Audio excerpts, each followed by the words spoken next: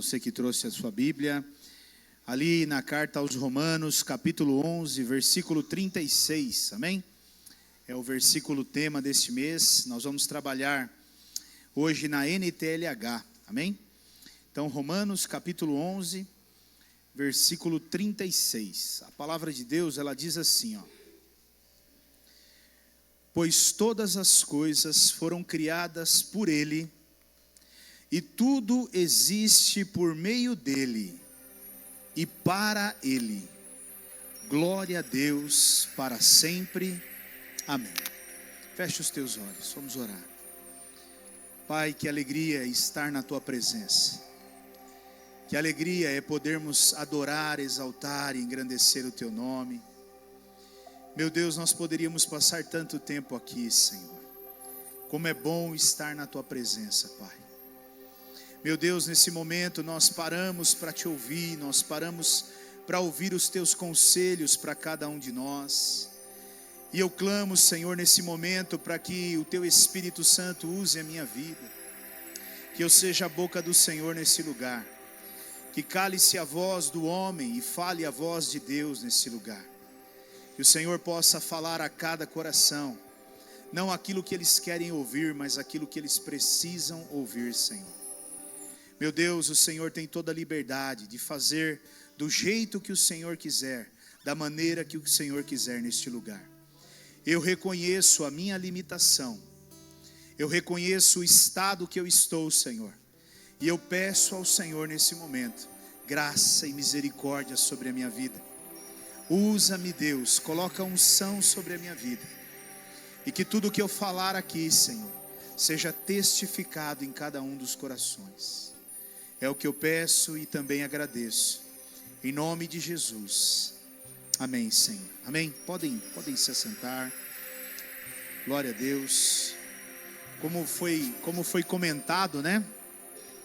Na quarta-feira agora, nós trabalhamos aqui com o nosso tema mensal, né? Todo mês nós temos um tema, e o mês todo nós vamos falando sobre esse mesmo assunto, procurando entender um pouco mais.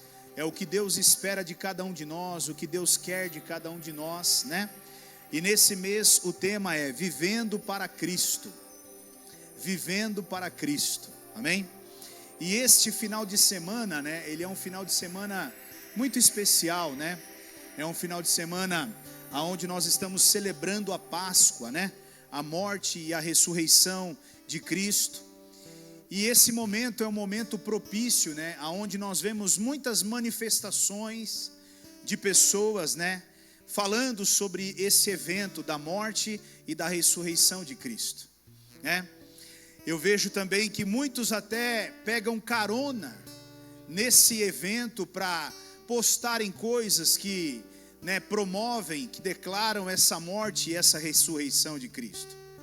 Mas a minha pergunta nessa noite é: será que isso é viver para Cristo? Será que uma vez por ano postar numa rede social? Será que uma vez por ano postar num status? Ou lembrar do que Jesus fez por nós é viver para Cristo? Será que isso de fato é viver para Cristo? Querido, não, isso não é viver para Cristo. Infelizmente não é viver para Cristo, né? Viver para Cristo é algo que vai muito além, né? E é exatamente isso que eu quero trabalhar um pouquinho nessa noite. Temos o mês todo aí para falar. Mas a pergunta é: então o que é viver para Cristo, pastor? O que é de fato viver para Cristo? E antes de nós falarmos um pouquinho mais sobre esse viver para Cristo, nós precisamos entender o contexto desse texto de Romanos, desse versículo de Romanos 11, 36 que nós acabamos de ler. Porque esse texto, esse versículo, ele é constituído sobre três pilares. São três pilares entre a relação entre o homem e a sua criação, ou o homem e Deus, né? São três pilares que eu vejo que esse versículo ele foi constituído. Volta para nós, é possível voltar para nós lá?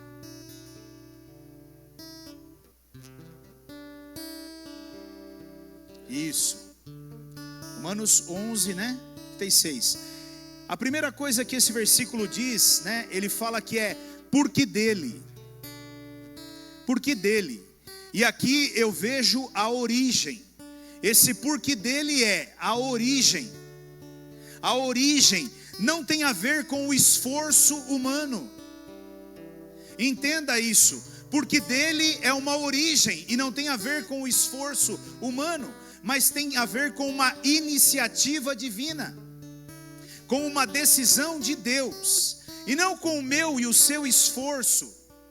Não tem a ver com a minha capacidade, mas tem a ver com a capacidade que Deus dá a mim. Não tem a ver com o meu emprego, não tem a ver com a minha carreira, tem a ver com a porta que Deus abriu para mim. E esse entendimento nós temos que ter, porque é dele, porque dele. Não tem a ver aonde você está hoje, o que você está vivendo hoje, não tem a ver com a sua capacitação, mas tem a ver com uma iniciativa de Deus com relação a você. E nós precisamos claramente entender isso, porque se nós não entendermos isso, nós sempre vamos achar que é por causa, diga, de mim, mas não é por causa de você, não é por causa de mim, não é por causa de nós, é porque dele. E depois ele fala por ele, é porque dele e por ele, e esse por ele tem a ver com uma sustentação. É ele quem sustenta tudo aquilo que ele criou, é ele que mantém tudo aquilo que ele criou neste mundo. Então eu e você estamos de pé porque ele sustenta aquilo que ele criou, porque a nossa vida está de pé porque ele sustenta nós de estarmos de pé, senão nós já de fato teríamos caído. Mas como é difícil para nós entendermos isso, principalmente quando nós temos uma vida bem sucedida, principalmente quando as coisas elas vão bem para nós, porque aí nós caímos no erro de acharmos que somos nós que estamos sustentando. Deixa eu dizer uma coisa para você. Se você hoje, segura o rojão aí, cara, que nós vamos abaixar um pouquinho aqui o ar aí que está quente, aleluia. Deixa eu dizer uma coisa para você. Se você hoje tem um bom ganho, saiba que foi Deus que abriu portas para que você tivesse esse bom ganho. Se você hoje tem uma capacidade intelectual, saiba que foi Deus quem deu a você essa capacidade intelectual, e é Ele quem tem sustentado. Você empreendedor, você que tem o seu negócio próprio, saiba que é Deus quem tem mandado clientes lá na tua porta, para que o teu negócio fique aberto. É Ele quem sustenta. E se nós não entendermos isso, nós caímos no erro, né? E ele conclui dizendo, e é para Ele que são todas as coisas. E aqui é a finalidade. Primeiro nós estamos falando de uma origem, depois nós estamos falando de uma sustentação, e agora nós estamos falando de uma finalidade. É para Ele que são todas as coisas. Cristo é o objetivo final. Diga assim, Cristo é o objetivo final. Tudo aponta para Cristo. A criação aponta para Cristo. Se você olhar a natureza, ela aponta para Cristo. Se você olhar os animais, eles apontam para Cristo. Tudo aponta para Cristo. E a minha vida e a sua vida também precisa apontar para Cristo. A minha vida precisa glorificar o nome de Cristo. Eu preciso viver com essa preocupação dentro do meu coração. As minhas decisões têm glorificado a Cristo. A minha maneira de viver aqui nesta terra tem glorificado a Cristo, tem exaltado a Cristo.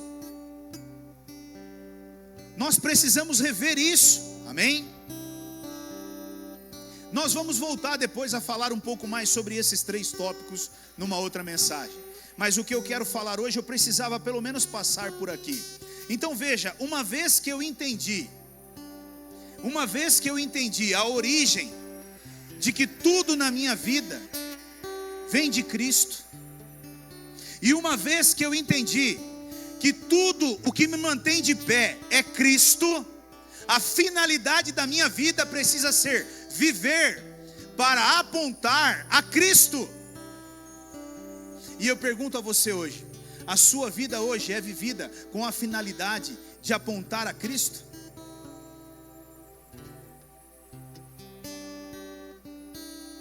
Então, portanto, viver para Cristo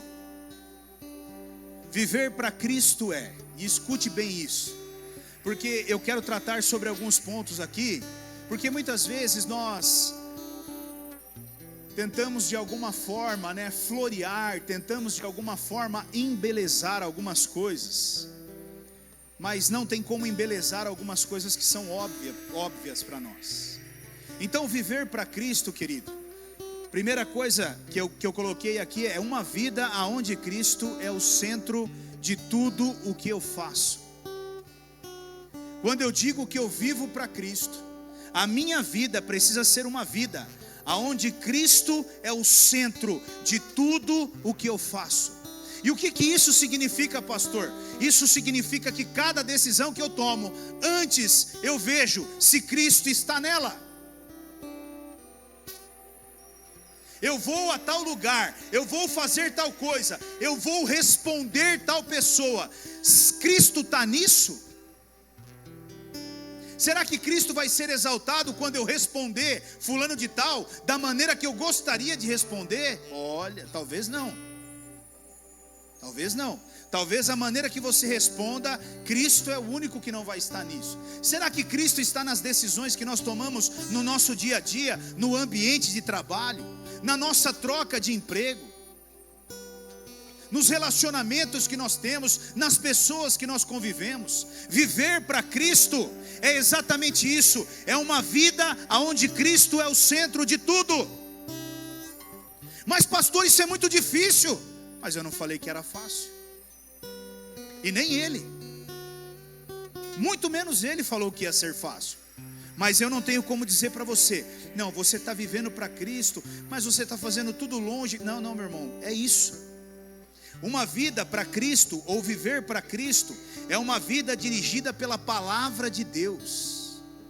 As minhas decisões, as minhas escolhas, o meu comportamento, a minha conduta é dirigida pela palavra de Deus. Não é por aquilo que eu acho, mas é o que a Bíblia diz. As tuas decisões hoje, elas são dirigidas pela palavra de Deus? As coisas que você faz no seu ambiente de trabalho é bíblico? O comportamento que você tem hoje, ele é bíblico? Ele está embasado nas Escrituras? As decisões que você toma, as palavras que saem da sua boca, elas são palavras que são dirigidas pela palavra de Deus, pela Bíblia, ou não?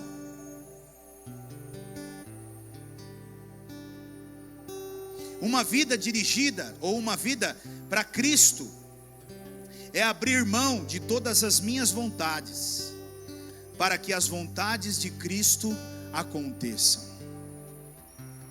Viver para Cristo é isso, meu irmão.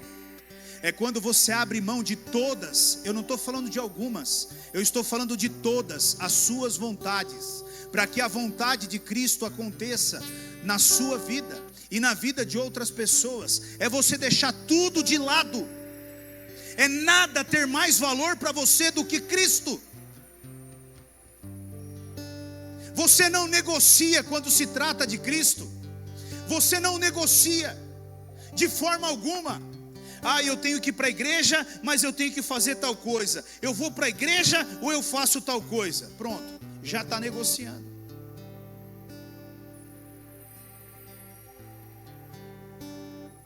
Hoje na sua vida, é as tuas vontades que prevalecem ou são as vontades de Cristo? Viver para Cristo é a morte do meu eu. Não existe mais o Rogério, existe Cristo. O Rogério já morreu. O que ele pensa, o que ele sente, a vontade dele, o plano dele, isso não existe mais. Agora é Cristo, é a vontade de Cristo, o plano de Cristo, a direção de Cristo, e é Ele, e é Ele, e é Ele, e ponto final. Isso é viver para Cristo. E hoje, você está vivo ainda ou está morto? Se Cristo aparecesse para você hoje e te dissesse: sai da onde você está e vai para um outro lugar, você iria? Você abandonaria coisas por Ele? Viver para Cristo é estar disposto a renunciar todos os dias. E como é difícil renunciar todos os dias. Como é difícil renunciar ao descanso. Como é difícil renunciar à televisão. Como é difícil renunciar aos meus gostos, os meus prazeres, aquilo que me agrada, aquilo que me satisfaz. Como é difícil, irmão. Mas viver para Cristo é isso. É você o tempo todo estar renunciando coisas na sua vida. E acredite, todos os dias o convite virá. Ele virá. Através de dinheiro, através de corrupção, através de homem, através de mulher, através de drogas, de bebidas, de vícios, de jogos e tantas outras coisas. E o propósito é um só: me levar e te levar para longe de Cristo. Você está disposto a renunciar a isso na sua vida? Se você quer viver para Cristo, você vai precisar aprender a renunciar. Viver para Cristo é abrir mão dos meus direitos para que Cristo seja glorificado. Eu não sei se você consegue perceber a profundidade do que eu estou te falando, mas eu queria que você entendesse a profundidade do que eu estou te falando. É abrir mão do seu direito, aquilo que é seu por direito. É você abrir mão disso para que o nome de Jesus seja glorificado. Entendeu? Pastor, dá um exemplo disso. Pronto, simples. Você está ali na fila, esperando já um bom tempo para ser atendido. E na fila sempre tem os espertalhões, aqueles que são mais ligeiros, né? E eles conseguem de repente passar na frente de alguma forma. Mas por direito, você estava na fila esperando já. E o que você vai fazer, cristão? Você vai permitir que ele passe para que o nome do Senhor seja glorificado, ou você já vai virar uma direita nele e botar ele no lugar dele lá no final da fila? Difícil, né? Quantas vezes eu poderia ficar a noite inteira aqui dando exemplos. A fila do banco. Hoje não tem mais fila no banco, né? Não existe nem banco, né? Mas o trânsito. Você está ali, né, esperando, e a pessoa vai e passa na sua frente, e aquela coisa toda. E aí, o que você faz? Você abre mão daquilo que é o seu direito para que o nome de Jesus seja glorificado? Ou até dentro de um ambiente de trabalho, coisas erradas que acontecem dentro do seu ambiente de trabalho, coisas que são até injustas. Mas qual é o seu comportamento? Lembre, se você quer viver para Cristo, é na contramão do mundo que você tem que andar. Amém? O direito de Jesus era outro, mas ele resolve pegar uma bacia e água e lavar os pés daqueles que já haviam negociado a venda dele, um pouquinho mais adiante. Viver para Cristo é estar disposto a ser humilhado sem abrir a boca. É ser humilhado sem abrir a boca. Porque foi isso que aconteceu com ele. E aí? Isso é viver para Cristo, querido. Se você quer viver para Cristo, é isso, é estar disposto a ser humilhado. É por isso que ele disse que quando você tomasse um tapa numa face, você deveria dar a outra face, e não dar um soco ou um outro tapa. Mas pastor, você não entende, ele está me humilhando. Olha, eu não posso acreditar que vão te humilhar mais do que humilharam a Jesus Cristo no teu lugar.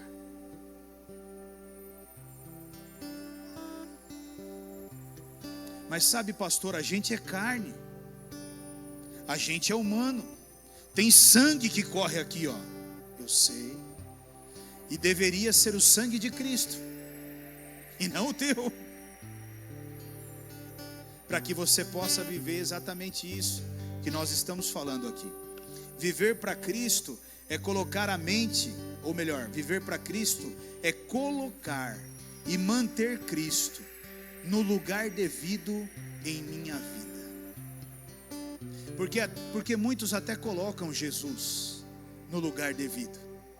A nossa grande dificuldade é manter Ele ali. Hoje, por exemplo, aqui nesse momento, Cristo já está em primeiro lugar na sua vida, não tenho dúvida alguma. A minha pergunta é: segunda-feira, 9h30 da manhã, será que Ele vai se manter nesse lugar? A hora que você entrar às 7 horas da manhã e tomar umas pauladas lá no serviço? Ou a hora que você tomar umas fechadas no trânsito? Ou a hora que você ouvir algumas coisas que você não quer? Será que Ele vai se manter no lugar dele? Pessoas vão vir, vão falar, vão fazer coisas, e você vai manter Cristo no devido lugar, que é o primeiro lugar da sua vida, ou pelo menos deveria ser o primeiro lugar. Esse é o meu maior e o seu maior desafio. E eu queria, enquanto eu meditava nesse texto, né, essas palavras elas falavam aqui na minha mente, né? Filipenses capítulo 1, versículo 21.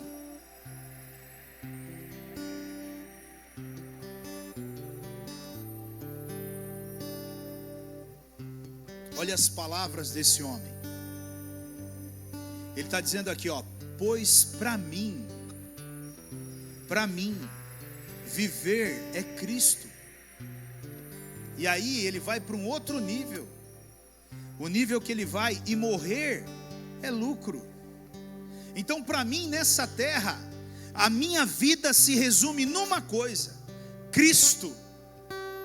E se porventura eu tiver que sair dessa terra e passar para o andar de cima, é lucro, meu amigo. Na verdade, o que eu quero é, já ser promovido para o andar de cima. Mas enquanto eu não for e eu estiver aqui, o resumo da minha vida é Cristo.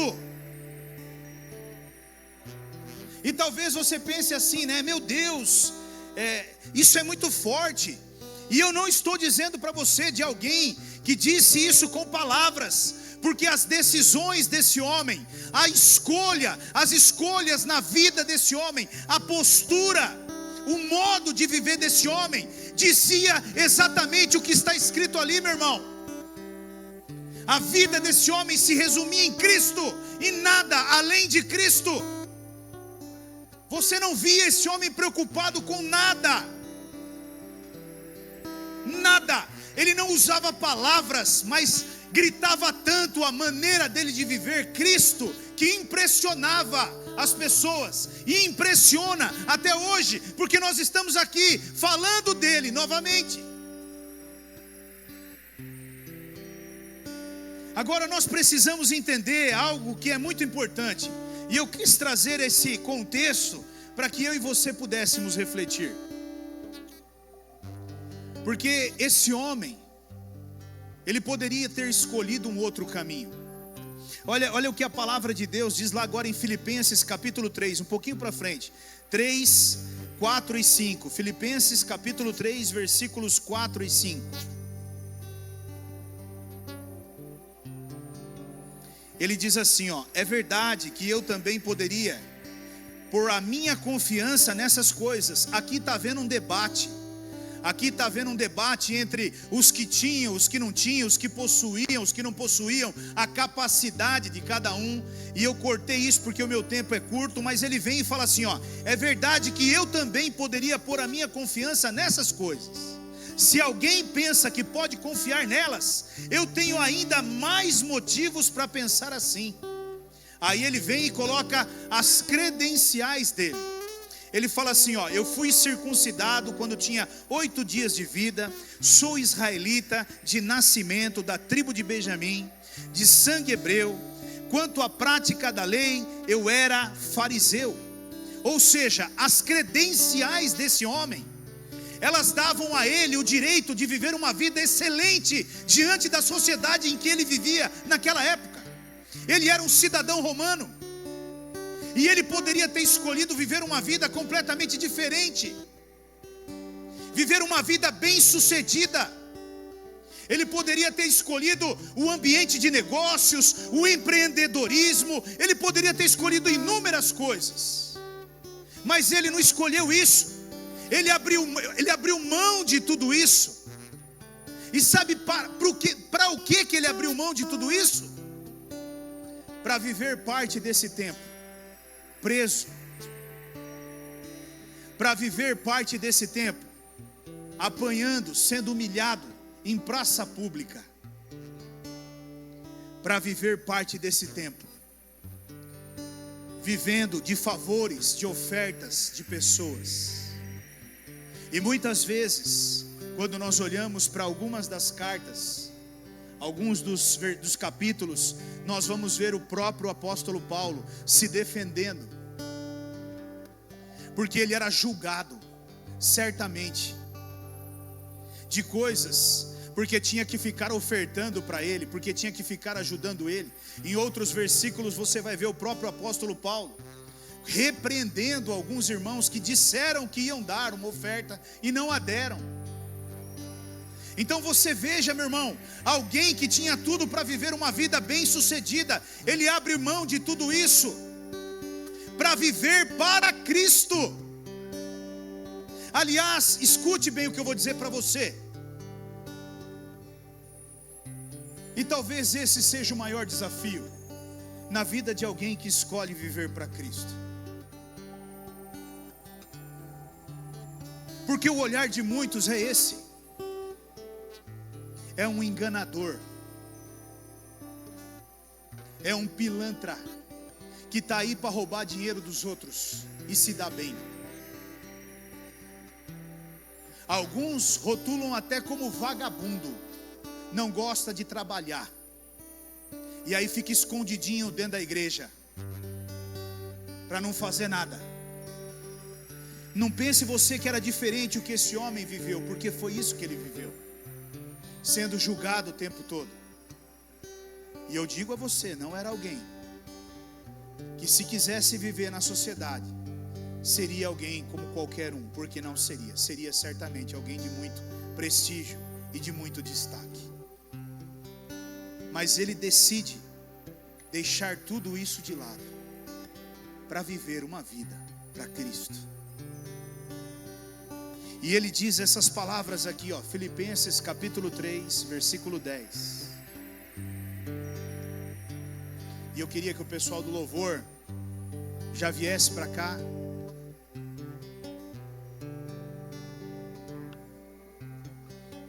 Olha o que ele está dizendo ali: tudo o que eu quero é conhecer a Cristo e sentir em mim o poder da sua ressurreição. E isso eu acho lindo, irmãos. Eu frisei aqui no meu texto: eu quero também tomar parte nos seus sofrimentos e me tornar como ele na sua morte. A minha pergunta para você nessa noite é: você teria coragem de escolher para você uma vida desta?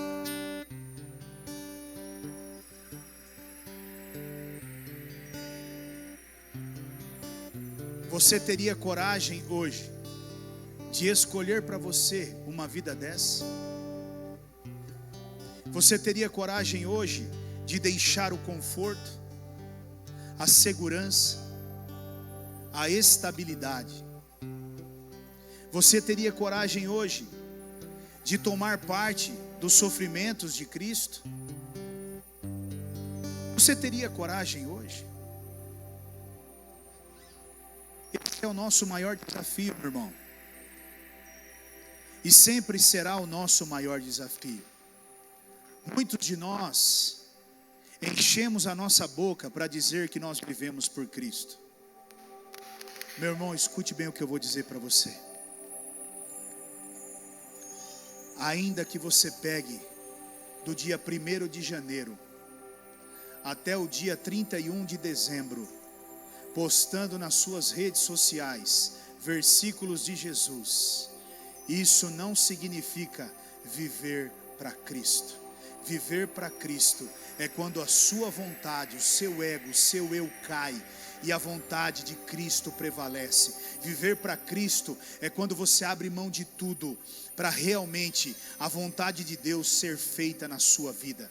É quando você tem coragem de ser humilhado para que o nome de Cristo seja exaltado. Isso é viver para Cristo. E ao longo desse mês nós vamos trabalhar muito dentro dessa proposta. E você certamente vai ser confrontado pela palavra de Deus.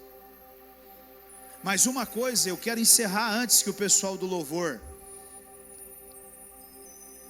que eles ministrem aqui. A pergunta minha para você nessa noite é: você tem coragem de escolher essa vida para você? E agora eu quero te responder algo. Se você não tem coragem, você já tem a resposta dentro de você. E a resposta é: talvez você não esteja vivendo para Cristo. Talvez você não esteja vivendo para Cristo.